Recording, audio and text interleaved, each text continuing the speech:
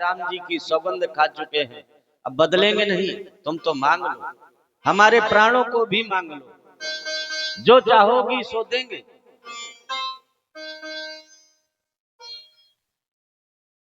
तापस base विशेष उदासी, तापस base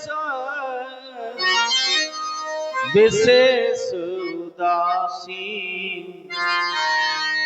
14 वर्ष राम बनवास। तुम्हारे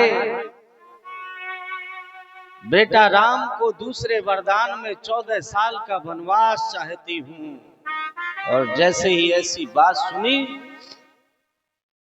कहते महाराज दशरथ धड़ाम से धरती पे गिर गए, रोने लगे।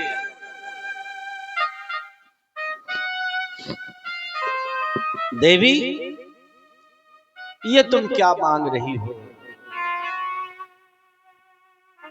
ये तो सच में तुमने मेरे प्राण ही मांग लिए। राम यदि 14 साल वन की ओर चले जाएंगे तो क्या मैं बचूंगा? क्या मैं राम के बिना जीवित रह पाऊंगा? अरे मैं तो सोच रहा था कि बेटा भरत के लिए तुमने वरदान मांग लिया है, राम को भी चाहती हो, कोई अच्छा सा वरदान मांगोगी। पर मुझको क्या मालूम कि 14 वर्ष का वनवास मांगोगी। ये कह दो कि तुम झूठ बोल रही हो, ये वरदान नहीं, तुम मुझसे हंसी कर रही हो। महारानी कैकेयी कहती, मैं हंसी नहीं कर रही हूं, मैं सच कह रही हूं। यदि देना है तो ये दोनों वरदान मुझे दे दे, और नहीं देना है तो फिर मुकर जाइए, बदल जाइए कि मैं अपने वचन को पूर्ण नहीं कर सकता। फिर क्यों बड़ी बड़ी डींगे मारते हैं? रघुकुल रीत सदा चली आई, प्राण जाए पर वचन न जाई। महाराज दशरथ अनेकों प्रकार से विनती करते हैं, हाथ जोड़ते हैं, पैर पकड़ते हैं, पूरी रात बीत जाती है रोते रोते।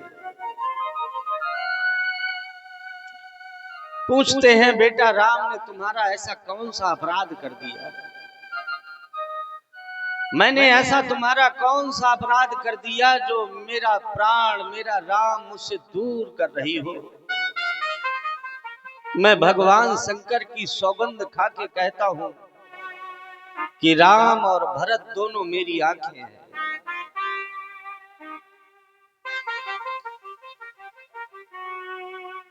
एक बार और विचार करो न रानी।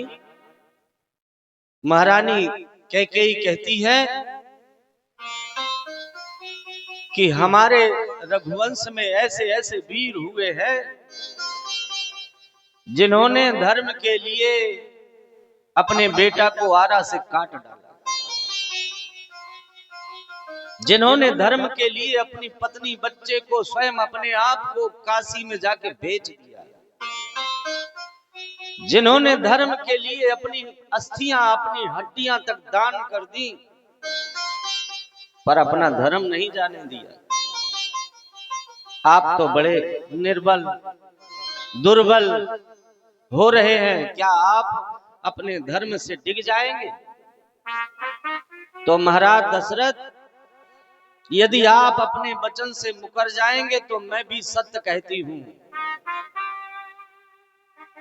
जिस समय राम जी को राजा बनना था, उसी समय यदि राम जी वन की ओर न गए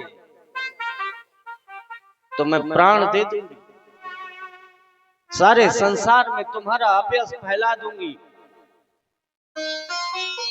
बता जाऊंगी सारे अयोध्या में कि महाराज अपने वचनों को पूर्ण नहीं कर पाए, इसलिए मैं प्राण त्याग रही हूं। बेहोश हो जाते हैं महाराज। प्रातः काल होती है, दरबार में भीड़ हो जाती है। अब सबको तो यही मालूम है कि राम जी राजा बनेंगे। गुरुजी मंत्री सुमंत्र से पूछते हैं कि महाराज तो प्रतिदिन ब्रह्म मुहूर्त में आ जाते थे, आज क्या हुआ? तुम जाके भीतर पता लगाओ। तो मंत्री सुमंत्र जी भीतर आके देखते हैं,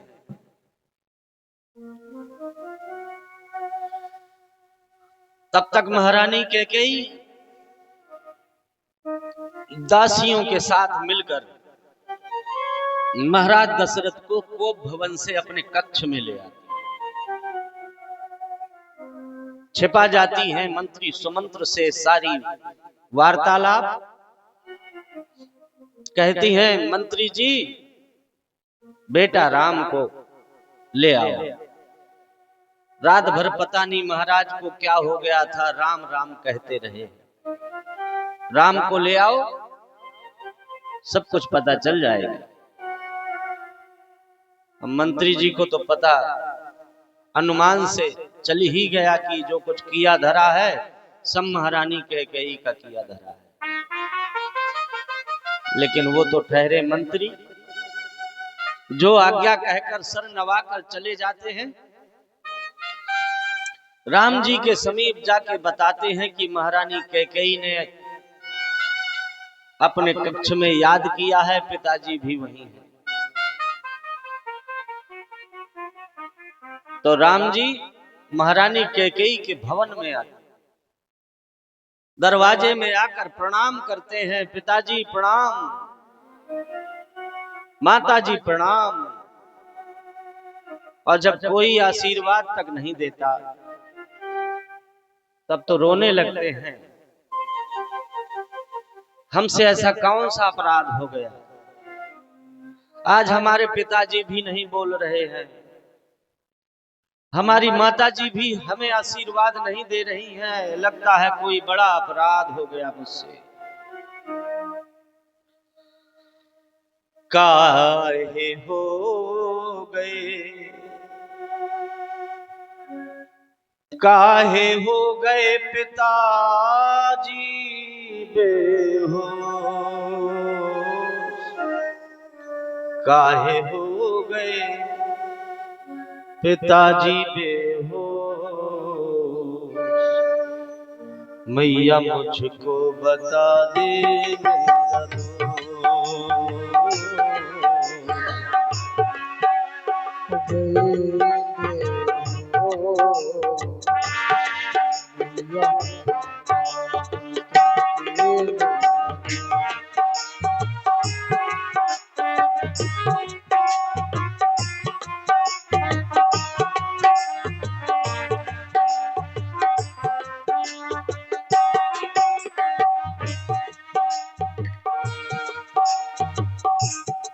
काहे बैठे,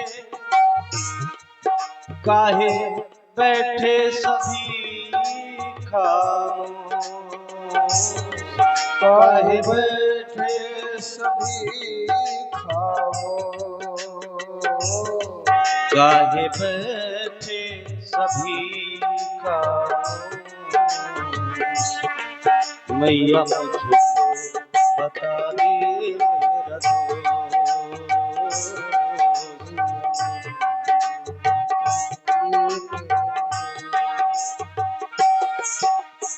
राम जी कहते हैं, मैं जब भी आता था अब पिताजी को प्रणाम करता था तो पिताजी मुझे बुलाकर अपनी गोद में बिठा लेते थे, मेरे मस्तक में चुम्बन लेते थे। माता को प्रणाम करता था तो माता अनेकों प्रकार से बलैयां लिया करती थी। आज कोई कुछ नहीं बोल रहा है। नादान ये सुमन, उजड़ा सा ये चमन, नादान ये सुमन, उजड़ा सा ये चमन, नादान ये सुमन, उजड़ा सा ये चमन, बतला दे मेरी मैया मैं पकड़ूं तेरे चरण, बतला दे मैं पकड़ूं तेरे चरण। नादान ये सुमन उजड़ा सा ये चमन बतला दे मेरी मैया मैं पकड़ूं तेरे चरण। मुझ पे करना कृपा सुतो मुझ पे करना कृपा सुतो मुझ पे करना कृपा सुतो मैया मुझको बता दे मेरा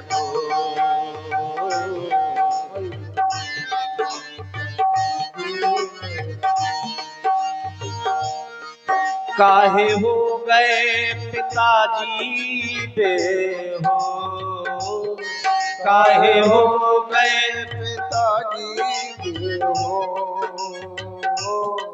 काहे हो गए पिताजी बेहो मैया मुझको बता दे मेरा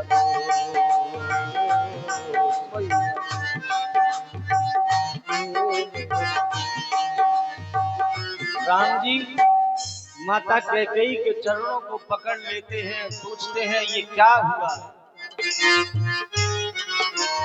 इनको ये क्या हुआ, किस रोग ने छुआ, इनको ये क्या हुआ, किस रोग ने छुआ, इनको ये क्या हुआ, किस रोग ने छुआ, महलों में मैया कैसा कोहराम छाया हुआ, महलों में मैया कैसा कोहराम छाया हुआ, इनको ये क्या हुआ, किस रोग ने छुआ, महलों में मैया कैसा कोहराम छाया हुआ, महलों में मैया कैसा कोहराम छाया हुआ, काहे बैठे सभी खामोश, काहे बैठे सभी खामोश, काहे बैठे सभी खामोश, मैया मुझको बता दे मेरा मैया मुझको बता दे मेरा काहे हो गए पिताजी बेहो, काहे हो गए पिताजी बेहो, काहे हो गए पिताजी बेहो, मैया को बता दे मेरा मैया मुझको बता दे मेरा मैया मुझको बता दे मेरा मोहि कहु मातु तात दुख कारण करऊं जतन जही हो हे निवारण। हे माता पिताजी के दुख का कारण मुझे बताओ, मैं वही उपाय करूंगा जिससे पिताजी का दुख दूर हो जाए। तो मझली माता कैकेयी वो दोनों वरदान बता देती है कि इन दोनों वरदानों की वजह से ही तुम्हारे पिताजी को ये कष्ट हुआ है। राम जी पूछते हैं कि ऐसा क्या मांग लिया वरदान में? तो माता कैकेयी बताती हैं कि पहले वरदान में तो मैंने अपने बेटा भरत के लिए ये राज सिंहासन मांग लिया, अब राजा तुम नहीं बल्कि मेरा बेटा भरत बनेगा। राम जी कहते हैं ये वरदान बहुत अच्छा मांगा, मैं तो कब से सोच रहा हूं, ये राज सिंहासन तो मुझे भार की तरह लग रहा था। मैं भी सोच रहा था कि मेरे 3 भाई हैं, कोई और बन जाए राजा। तो भरत जी के लिए मांग लिया और मेरे लिए। महारानी कैकेयी कहती तुम्हारे लिए भी मांगा है, तुम्हारे लिए मांगा है 14 साल का वनवास। राम जी से पूछती है ये वरदान कैसा है। राम जी कहते हैं वरदान तो बहुत अच्छा है, बस इसमें जो अवधि निश्चय कर दी गई ये ठीक नहीं किया। जैसे जैसे भरत जी के लिए राज सिंहासन मांगा तो कोई अवधि नहीं मांगी, आजन्म ही तो मांगा, सदा के लिए राजा बन जाता। और मुझे भी यदि वनवासी बनाना था तो सदा के लिए ही बनाना था, केवल 14 साल में क्या होता है। लजा गई महारानी कैकेयी ऐसी बातों को सुनकर। ऐसे बेटा राम के लिए 14 साल का वनवास मांगा। राम जी कहते हैं आज तुमको माता नहीं, आज तो तुमको जननी शब्द से संबोधित करना चाहता हूं मैं। सुन जननी सोई सुत बड़ भागी, जो पितु मातु बचन अनुरागी। वो पुत्र तो बड़े धन्य होते हैं, बड़भागी होते हैं, जो अपने माता पिता के वचनों को पूर्ण करें। तनय मातु पितु तो सनिहारा, दुर्लभ जननी सकल संसारा। ऐसे पुत्र जो अपने माता पिता की सेवा करे बड़े दुर्लभ होते हैं, सारे संसार में गिनती के ही होते हैं ऐसे पुत्र। पर माता मैं जहां तक जानता हूं हमारे पिताजी राव धीर गुण उदधि अगाधु, भामोहिते कछु बड़ अपराधु। हमारे महाराज तो धैर्यवान हैं, गुणों के अथाह समुद्र हैं, धर्म को भली भांति जानते हैं, फिर इतनी छोटी छोटी बातों में इतना बड़ा कष्ट कैसे हो सकता है। ये तो मूर्छित पड़े हुए हैं। और कोई बड़ा कष्ट हो सकता है, यदि है तो मां तुमको मेरी सौगंध है, सत्य सत्य बताओ। और जब राम जी ने ऐसा कहा कि तुमको मेरी सौगंध है, सत्य सत्य बताओ, तो महारानी कैकेयी कहती है बेटा राम मैं तुम्हारी सौगंध खा के कह रही हूं, इसके अलावा मुझे कुछ मालूम नहीं है। मुझे तो केवल बस यही बातें मालूम है कि मैंने 2 वरदान मांगे। पहला वरदान तो बुरा नहीं लगा, पर जब दूसरा वरदान मैंने मांगा कि 14 साल के लिए राम जी जंगल चले जाएं, बस तभी से ये राम राम राम रट रहे हैं। तब तक मंत्री जी ने देखा कि महाराज दशरथ की चेतना वापस आ गई, मूर्छित अवस्था से बाहर निकलने लगे, तो वो सहारा देते। राम जी बहुत प्रकार से अपने पिताजी को धैर्य बंधाते हैं। पिताजी यदि आप ही इस तरह से व्याकुल हो जाएंगे तो हम बच्चों का क्या होगा, हम लोग कैसे फिर धर्म का पालन कर पाएंगे। केवल 14 साल की ही तो बात है, मैं बनो जाने के लिए तैयार हूं, बस माता कौशल्या से मिलके आ रहा हूं, उनसे एक बार बता दूं, क्योंकि यदि बताऊंगा नहीं ऐसे ही चला जाऊंगा तो माता बेचारी बहुत व्याकुल हो जाएगी। माता कौशल्या के भवन जाते हैं राम जी। अब माता कौशल्या को क्या मालूम, वो तो बेचारी आरती की थाली सजा के सोच रही आज हमारा बेटा राजा महाराजा बन के आएगा तो मैं आरती उतारूंगी। राम जी को आते देखा बिना मुकुट का, फिर भी आरती उतारी, बलैया ली, बिठा करके पूछने लगी कि तुम यहाँ राज दरबार में तुम्हारा इंतजार हो रहा होगा बेटा। तब राम जी के साथ मंत्री जी गए थे, उन्होंने सारा वृतांत कह सुनाया। जैसे ही सुना महारानी कौशल्या ने कि मेरे बेटा के लिए 14 साल का वनवास मांग लिया गया है, व्याकुल हो जाती हैं, विलाप करने लगती हैं। बेटा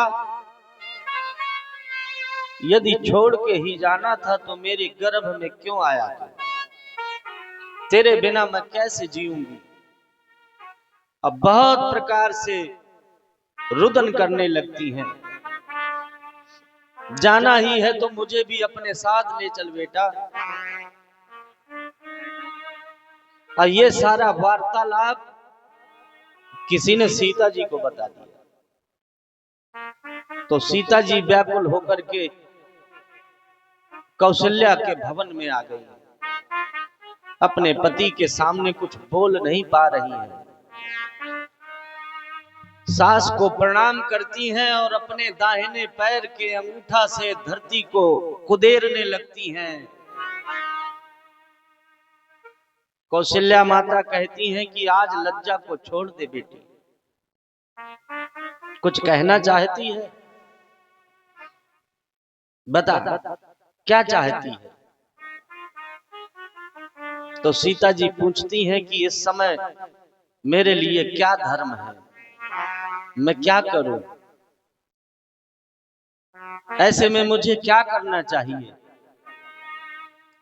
मुझे राम जी के साथ जाना चाहिए या आपकी सेवा में रहना चाहिए, आप ही बता दो। तो कौशल्या नहीं समझा पा रही हैं, कहती हैं बेटा राम तुम ही समझाओ ना। अरे तुम चले जाओगे तो कम से कम इसे देख करके जी लूंगी मैं, और ये भी यदि चली जाएगी तो फिर ये निश्चय मानो कि मेरे भी प्राण बचेंगे नहीं। राम जी बहुत प्रकार से समझाते हैं, राजकुमारी हमारा सिखावन सुनो, अपने मन में और कुछ मत सोचना। राजकुमार सिखावन सुनहु, आनी भांति जिय जनि कछु गुनहु। आपन मोर नीक जो चाहू, तो बचन हमार मानी ग्रह रहू। यही ते अधिक धर्म नहीं दूजा, सादर सास ससुर पद पूजा। भगवान खुद समझा रहे हैं,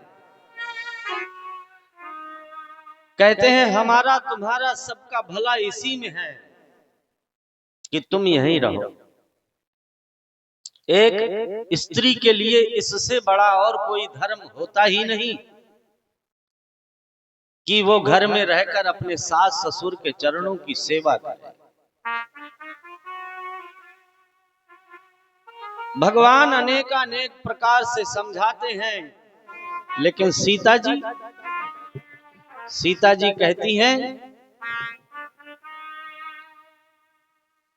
माता पिता भाई बंधु बांधव सगे संबंधी स्वजन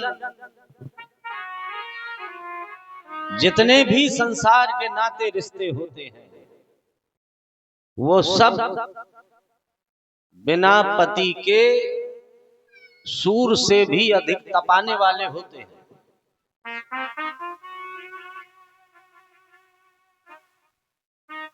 जैसे संसार में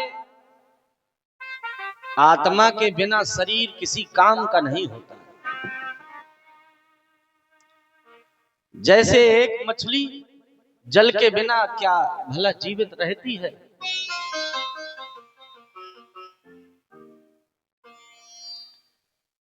एक विशाल काय नदी हो और उसमें एक बूंद जल न हो तो नदी किस काम की?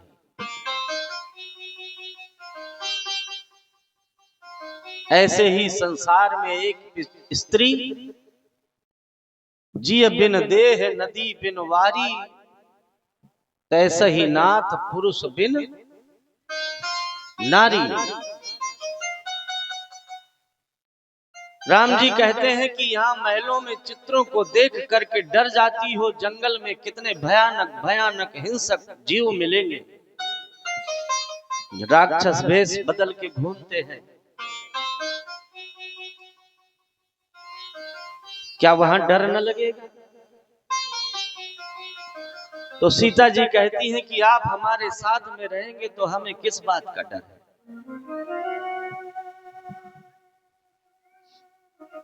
राम जी को भी लगा कि यदि छोड़ देंगे तो कहीं ऐसा ना हो ये प्राण दे दे। तो कहते हैं कि ठीक है, नहीं मानती हो तो तैयार हो जाओ।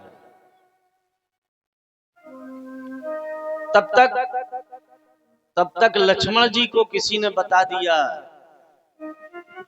तो आधे अधूरे वस्त्र पहनकर दौड़ करके आ गए कि कहीं राम जी मुझे छोड़कर न चले जाएं।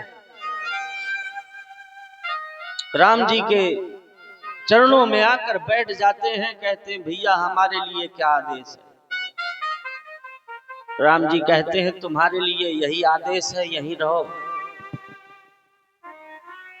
तुमको तो मालूम है भैया भरत और शत्रुघ्न यहाँ है नहीं, ननिहाल में है, पिताजी वृद्ध हो गए हैं। मेरे बन जाने के कारण पिताजी के हृदय में बड़ा कष्ट है।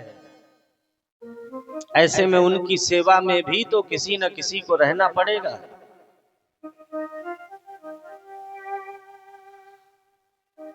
भवन भरत रिपुसूदन नाही, राव वृद्ध मम दुख मन माही।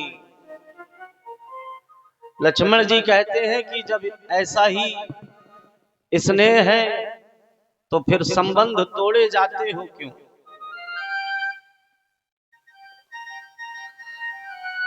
और इतना प्रेम दिखाते हो तो फिर छोड़े जाते हो क्यों?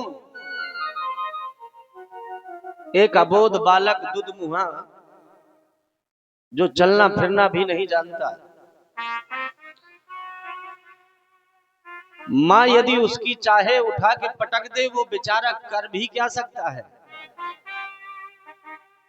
अबोध ही तो है। मैंने संसार के जितने भी नाते रिश्ते हैं सब आप में ही देखे, माता पिता बंधु बांधव सखा। मैंने तो राम जी आपको ही माना है, बचपन से आप ही की सेवा की है, और यदि आप मुझे छोड़ जाएंगे तो फिर मैं कैसे रहूंगा? तो राम जी फिर समझाने लगते हैं।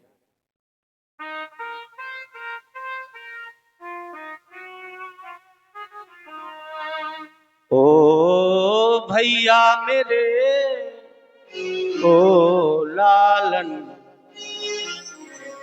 धीरज को तुम्हें धरना है।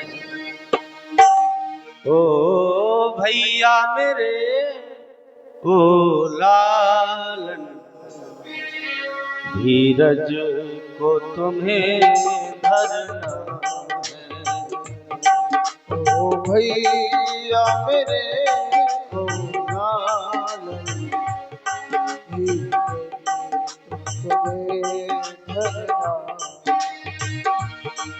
मैं जाता हूँ बन, या